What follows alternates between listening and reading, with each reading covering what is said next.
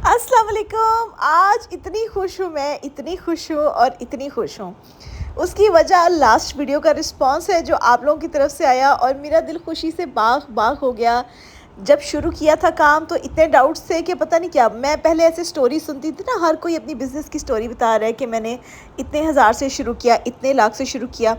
तो आज कुछ बिज़नेस की सच्चाइयाँ मैं भी आपको बता दूँ, जो मैंने अपने इस 3 से 4 साल तजर्बे के बाद ना सिर्फ सीखी है, बल्कि उसमें से बहुत कुछ अख़ज़ किया है। उसने मेरी अपनी लाइफ में कैसे इम्पैक्ट क्रिएट किया, आपके अंदर लीडरशिप क्वालिटीज़ कैसे आती हैं, आपने 10-12 लोगों की टीम को हेड कैसे करना होता है, अपना काम कैसे करना होता है। एक बिज़नेस जो कि मेरा तो स्टिचिंग का बिज़नेस है, उसमें कितनी कैटेगरीज़ होती हैं जिसमें आपको काम करना होता है। थोड़ी-थोड़ी हेडलाइन आज मैं वीडियो की दूँगी आपको, ताकि अगर आप लोगों में से कोई काम करना चाहता है, you are more than welcome. देखिए, जो शुरू में बात थी, साथ-साथ ड्रेस की स्टिचिंग देखते जाएँ। ये हमारा बहुत यूनिक नेकलाइन है जिसकी बहुत अच्छी हमें डिमांड आई थी। इसकी नेकलाइन की वजह से ये ड्रेस हिट हुआ था। लेकिन मैं आपको ये भी बताती चलूँ कि लास्ट वाली वीडियो से कुछ बातें मैंने खुद भी समझी, अख़ज़ की, उनके ऊपर थोड़ा-सा सोचा और फिर मैंने सोचा कि नेक्स्ट वीडियो में ना मैं इस चीज़ को एक्सप्लेन करके रिस्पॉन्स कर दूँगी, ताकि किसी के ज़हन में अगर कोई बात फँसी हुई है तो वो क्लियर हो जाए। सबसे पहले मैं आपको थोड़ा-सा बिज़नेस का आइडिया दे देती हूँ। 1 से 2 मिनट में ये बात वाइंड अप कर दूँगी कि अगर आप लोगों में से कोई बिज़नेस करना चाहता है ना, तो मैंने अक्सर हर प्लेटफ़ॉर्म पे देखा है, सोशल मीडिया पे, कि हमने 5,000 से शुरू किया, हमने 10,000 से शुरू किया, हमने 1 लाख से शुरू किया, हमने 2 लाख से शुरू किया। देखिए, मैं आपको ऑनेस्टली पूरे तजर्बे के साथ ये चीज़ बताती हूँ कि ये 10-12 हज़ार से शुरू करने वाला बिज़नेस नहीं होता। अगर आप उस बिज़नेस में से कुछ प्रॉफ़िट कमाना चाहते हैं, तो पैसे और अमाउंट थोड़ी ज़्यादा लगती है, जिसको आप बिज़नेस कह सकें। बिज़नेस उस चीज़ को कहते हैं यानी जो आपकी प्रेजेंस के बगैर भी चले। जैसे फॉर एग्ज़ाम्पल मेरा स्टिचिंग यूनिट है, अगर मैंने ऑर्डर्स लेके वर्कर्स को उनका काम समझा दिया है ना, तो वो अपना काम कर रहे हैं और मैं फ्री हो गई हूँ। मेरी गैर मौजूदगी में मैंने अपनी टीम को इतना ट्रेन कर देना है कि वो मेरे पीछे मेरे बिज़नेस को डील करे और मैं सारा फोकस अपना डिज़ाइनिंग में करूं। इसको कहते हैं बिज़नेस। जो छोटा-छोटा बिज़नेस होता है 5,000 से या 10,000 से, उसको आप बिज़नेस नहीं कह सकते। वो अभी तो आप खुद ही अपने एम्प्लॉय होते हैं, यानी आपने खुद ही को अभी नौकरी पे रखा होता है, सारी चीज़ें आप खुद कर रहे होते हैं, आप लोगों ने ज़्यादा लोगों को हायर नहीं किया होता, तो उसको आप बिज़नेस नहीं कह सकते। अभी तो आप खुद ग्रो कर रहे हैं। बिज़नेस एक सेटअप का नाम होता है, जिसमें आप 10-12 लोगों के ऊपर ना सिर्फ आप उनकी रोज़गार का मुहैया कर रहे हैं, बल्कि एक सिस्टम चल रहा है आपके पास, जिसमें अमाउंट आ रही है, जा रही है, चीज़ें जा रही हैं, आ रही हैं, सिस्टम लगातार चलता है। छोटी अमाउंट में ये इश्यूज़ होते हैं कि उसमें मेहनत बहुत ज़्यादा दरकार होती है, स्ट्रगल बहुत होती है। देखिए, अभी तो मैंने कई लाख लगा के भी स्ट्रगलिंग फ़ेज़ से हम गुज़रे हैं। ऐसा नहीं है कि चीज़ें जैसे मैंने कई लाख लगा दी उसके बाद मैं बैठ गई, नो, नो, नो, नो। उसके बाद डबल स्ट्रगल होती है, क्योंकि एक टीम को साथ लेके चलना, टीम वर्क करना, सिंगल हैंडेडली चीज़ों को हैंडल करने से ज़्यादा मुश्किल होता है। एक सूट का एक ऑर्डर नहीं होता, एक सूट के कई ऑर्डर होते हैं आपके पास, कई साइज़ेज़ होते हैं आपके पास। जैसे हम एक डिज़ाइन लॉन्च करते हैं ना, उसका एक पीस थोड़ी होता है हमारे पास, 10, 12, 20, 50 भी हो जाते हैं। ये डिपेंड करता है कि हम होलसेलर से डील कर रहे हैं या ये डिपेंड करता है कि हम डायरेक्ट कस्टमर को डील कर रहे हैं। तो मैं किसी को भी डिस्करेज नहीं कर रही, लेकिन एक रियलिटी चेक दे रही हूँ। लोग अक्सर कहते हैं, इसीलिए पाकिस्तान में शुरू हुए हुए 90%, 85% बिजनेसेस वहीं पे रुक जाते हैं, फेल हो जाते हैं, क्योंकि आगे गाइडलाइन कोई प्रॉपर नहीं दे रहा होता। प्रॉपर गाइडलाइन मैं आपको ऐसे दूंगी कि अगर आपका तो बजट बहुत कम है, तो फिर आप स्ट्रगल के लिए तैयार हो जाए। फिर आप ये ना कहें कि 4-5 साल क्यों लग गए, फिर लगेंगे 4-5 साल, फिर लगेंगे 6 साल, फिर आपको अपना पूरा टाइम देना होगा। ऐसा नहीं होगा कि आपने अमाउंट लगा दी। इवन के बड़े-बड़े जो बिज़नेसमैन होते हैं ना, जो करोड़ों लगाते हैं, अरबों लगाते हैं, वो भी अरबों करोड़ों लगा के बैठ नहीं जाते, वो फिर उससे डबल ज़्यादा मेहनत करते हैं उसके ऊपर। तो स्ट्रगल तो हर फेज़ में आएगी, चाहे आपने अमाउंट लगाई है या नहीं लगाई। लेकिन अगर आप अमाउंट लगा देते हैं तो आप गलतियाँ ज़्यादा कर सकते हैं। ठीक है, गलतियाँ ज़्यादा कर सकते हैं। जैसे शुरू में यही नहीं पता होता था कि किस डिपार्टमेंट का क्या काम है। आहिस्ता-आहिस्ता मार खा खा के सीखा कि ओहो अच्छा, इसको ऐसे करना है, इसको ऐसे करना है, अच्छा वेबसाइट बनानी है, अच्छा पोस्टिंग और शूटिंग ऐसे करनी है। अब मैं आपको एक फ़नी बात बताती हूँ। मुझे ये नहीं पता था कि इंस्टाग्राम पे कैसे अकाउंट बनाया जाता है। Imagine that. मैं पढ़ी लिखी खातून हूँ, मैंने बीडीएस किया हुआ है, मैं डेंटिस्ट हूँ, बट ये अपनी अपनी मेंटल अप्रोच की बात होती है। मुझे इंटरेस्ट ही नहीं था सोशल मीडिया में। हम लोग कोई इंसान सादा भी होता है यार, कोई किसी को नहीं भी इंटरेस्ट होता। अब इस बात में मेरा मजाक ना उड़ाइएगा, लेकिन ऐसा है कि मुझे नहीं है था पसंद सोशल मीडिया। हम लोग ज़्यादातर पढ़ाई में मसरूफ़ रहते थे, कभी सोचा भी नहीं था। पढ़ाई टफ होती थी, एग्ज़ाम पास करने की टेंशन होती थी, तो कभी सोशल मीडिया अकाउंट बनाया ही नहीं था। तो इसलिए इंस्टाग्राम, मैं बिज़नेस जब खोल लिया था उसके इवन 6-7 महीने के बाद भी मेरा इंस्टाग्राम नहीं था।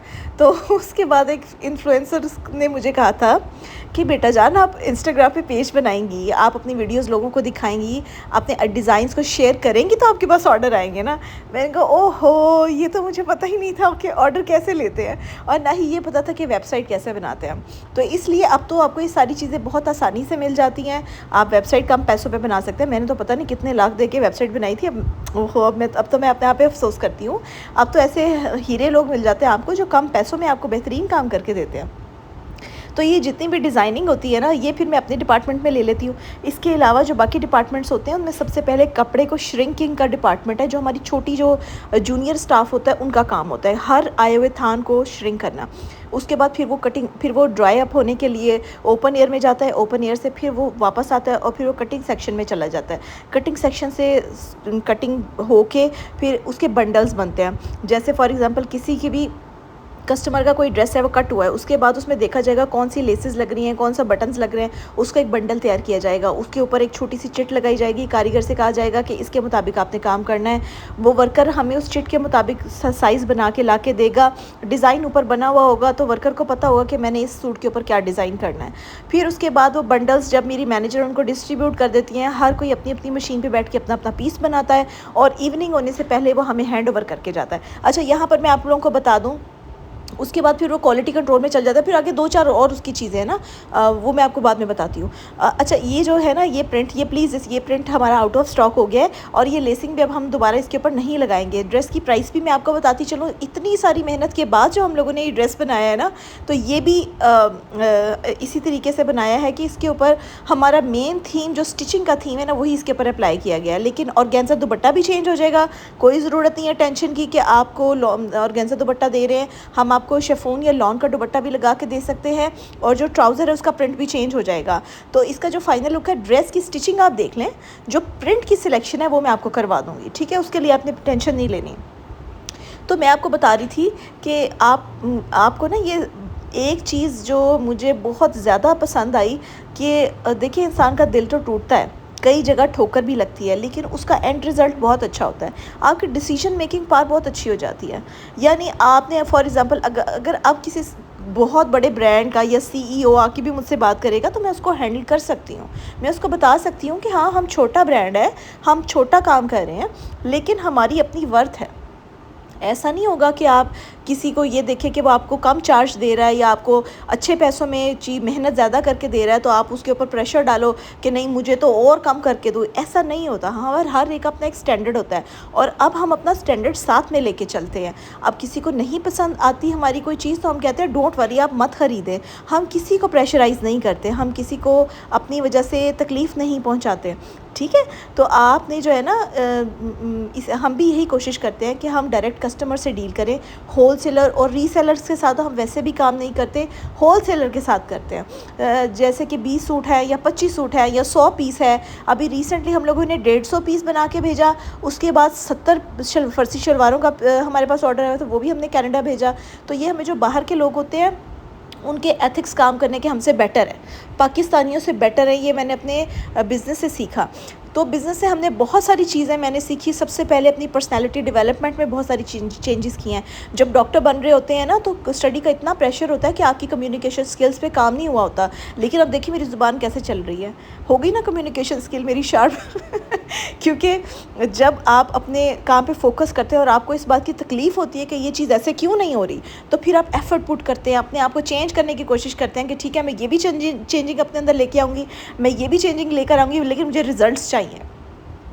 इवन ये कि मैं अपने जूनियर स्टाफ के हाथों भी बहुत ब्लैकमेल होती रही। ब्लैकमेल से मुराद ये है कि मैम हम तो जा रहे हैं काम छोड़ के, हम तो जा रहे हैं। मैं बेचारी सीधी सादी खातून, मैंने कहा ये तो जा रहे हैं, मैं तो उनकी मिन्नतों पे उतर है कि नहीं नहीं आप मत जाएं, आप मत जाएं। ओहो, ऐसी ऐसी चीज़ें लर्न की है वक्त के साथ साथ कि अब तो कोई कहता है ना मैम हम जा रहे हैं, मैंने कहा बेटा जाना है माशाल्लाह से बिल्कुल जाए, दरवाजे खुले हुए हैं।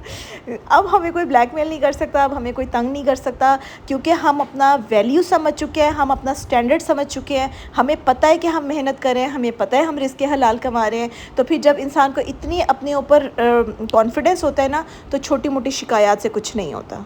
टू बी ऑनेस्ट कुछ भी नहीं होता, ना ही डरने और घबराने की बात होती है। लेकिन जो चीज़ सही थी वो मैंने आपको इस वीडियो में सारी एक्सप्लेन कर दी है। अब बहुत सारे कमेंट्स नीचे आते हैं, डेली बेसिस पे मुझे आते हैं कि हम आपके साथ काम करना चाहते हैं। देखिए ऑनलाइन काम इतनी दूर से बैठ के मैं आपको डील नहीं करवा सकती। अगर मैं आपको अपनी कंपनी में कोई जगह भी दूँ तो किस बेस पे दूँ, या तो आप ऐसे नहीं होता, ऐसे मुश्किल डीलिंग हो जाती है। मैं अपने सारे वर्कर्स से फ़ेस टू फेस डील करती हूँ। मैं अपने वर्कर्स के हर एक बच्चे को नाम से जानती हूँ और उनकी खसूसियात से वाकिफ़ हूँ। ये बच्ची स्टिचिंग अच्छी करती है, इस बच्ची को मोती बहुत अच्छे लगाने आते हैं, इस बच्ची के दुपट्टे की लैस बहुत अच्छी सेट करनी आती है, ये हाथ की कढ़ाइयों का ग्रुप है। तो मुझे हर चीज़ हर अपने वर्कर का पता होता है।